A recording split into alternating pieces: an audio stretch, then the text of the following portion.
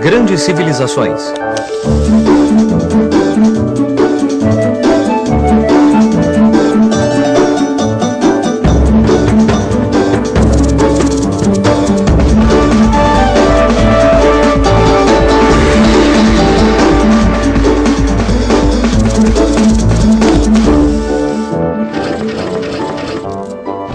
Mesopotâmia, primeira parte. Se qualquer um de nós quiser saber sobre a própria vida, podemos começar a olhar para trás e relembrar nossas histórias. Era uma vez um pequeno bebezinho. E a partir disso, podemos aprender sobre nossas vidas. Mas para saber realmente quem somos, precisamos saber de onde viemos. Por isso, talvez, nós devamos começar com as histórias dos nossos pais. Era uma vez os meus pais. E isso nos daria um pouco mais de informação, saber o que os nossos pais foram e de onde vieram. Mas para realmente conhecer as histórias dos nossos pais, temos que aprender sobre os nossos avós. Mas onde nasceram nossos avós? Eles também já foram pequenos um dia. Então quer dizer que a nossa história deve ser sobre os nossos bisavós? Ou tataravós? Ou tataravós? Era uma vez, no início da história... Tudo bem, então vamos começar realmente do começo. Há cerca de 9.000 anos, as pessoas estavam apenas deixando de viver em cavernas. Elas começaram a construir casas, aprenderam a plantar, colher alimentos, criar gado e formaram as primeiras vilas e cidades. Então... Era uma vez, na história das civilizações... A história começa em um lugar cercado por 2 rios, o Tigre e o Eufrates. Uma vasta área plana, em forma de uma grande meia-lua, com terra fértil, clima confortável e muita água fresca que descia das montanhas. Esse lugar foi chamado de Mesopotâmia, que em grego significa terra entre 2 rios. Hoje, esses 2 rios correm através da Turquia, da Síria e do Iraque e desembocam no Golfo Pérsico. Do nomadismo ao sedentarismo.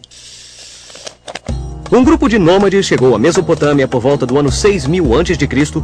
e lá eles aprenderam a plantar sementes e a colher alimentos. Desde que deixou de ser necessário sair em busca de alimento, esses grupos se estabeleceram em casas e formaram os primeiros povoados da história. Mas o que vamos comer, mamãe? Vamos plantar a nossa comida, filha. Graças à agricultura e à pecuária, essas pessoas deixaram de ser nômades, o que significa que elas sempre se deslocavam em busca de alimento. Em vez disso, agora ficavam em um único lugar o ano inteiro. Isso é chamado de sedentarismo. Esses povos se beneficiariam dessa vida sedentária de várias formas. Começaram a dividir o trabalho e criaram ofícios novos e diferentes. Foi assim que apareceram profissionais como pedreiros, padeiros, sapateiros e fazendeiros, dentre outros. E havia também aqueles que se dedicavam a governar e a proteger seu povo. Em outras palavras, os soldados e os governantes. Essa nova estrutura deu às pessoas mais tempo para rezar, para construir os primeiros templos e para preparar os primeiros sacerdotes.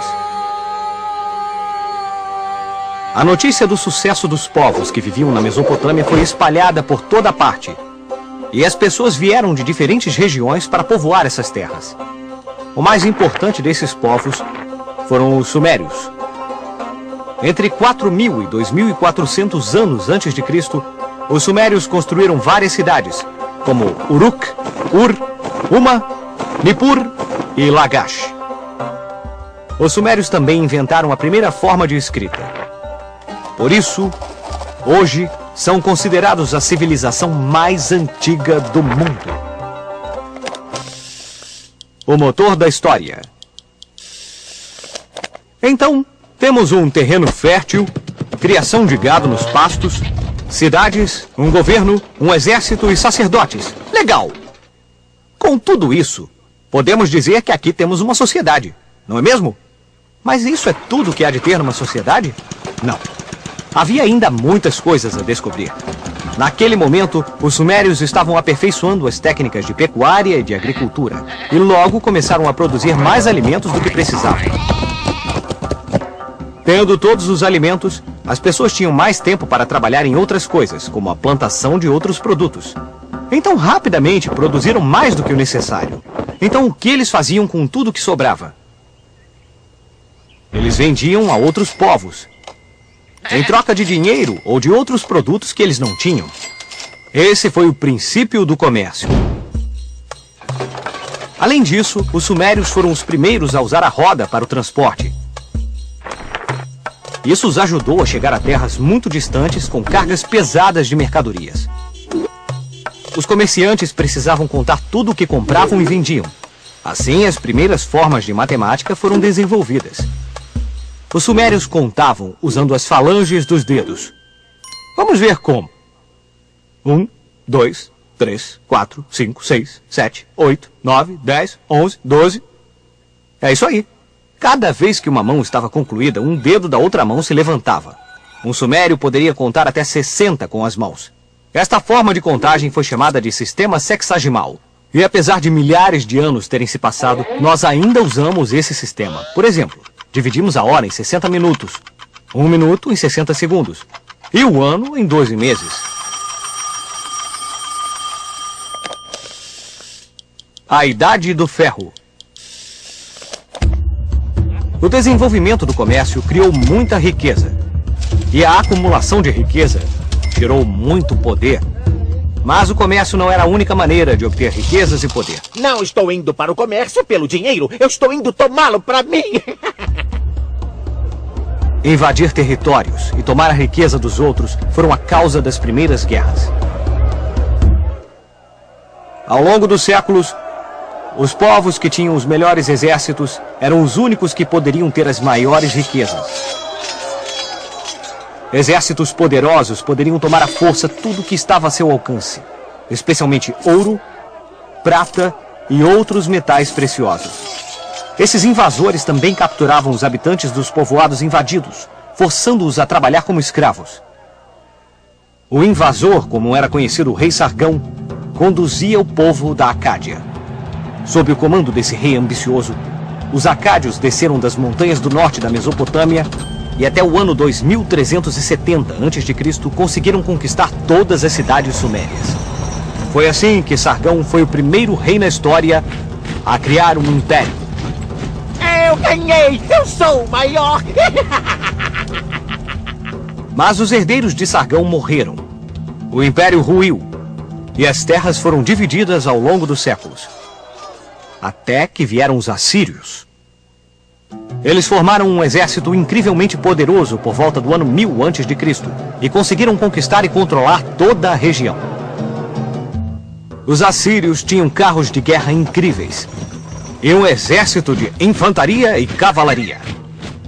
Mas a maior vantagem foi quando eles aprenderam a fazer armas de ferro, que eram mais fortes e mais poderosas do que todas as armas de bronze. Isso deu aos assírios uma enorme vantagem. Vamos usar nossa bússola do tempo para descobrir mais sobre a história das ferramentas. O Homo habilis, que significa homem habilidoso, surgiu na África há cerca de 2 milhões de anos. Esse ancestral dos seres humanos foi o primeiro a fazer ferramentas de paus e pedras. Era o início da Idade da Pedra. 1 milhão de anos depois, o Homo habilis tinha evoluído para o Homo erectus, que significa homem ereto. Os Homo erectus fizeram as melhores ferramentas, construíram abrigos simples e aprenderam a usar o fogo. Há apenas 15 mil anos, arcos e flechas com pontas feitas de ossos ou pedras foram usados pela primeira vez. Em seguida, as primeiras ferramentas e armas de metal foram fabricadas na Mesopotâmia há cerca de 7 mil anos. Elas eram feitas a partir de um metal flexível chamado cobre. Há cerca de 5 mil anos, os habitantes da Mesopotâmia descobriram que se derretessem o cobre em fornos e o misturassem com um outro metal flexível chamado estanho, eles poderiam fazer um metal muito mais forte. Senhoras e senhores, esse era o início da Idade do Bronze. Mas não terminou por aí, porque a natureza ofereceu um metal muito mais forte, chamado de ferro. Porém, era preciso temperaturas muito altas a fim de transformá-lo em qualquer coisa.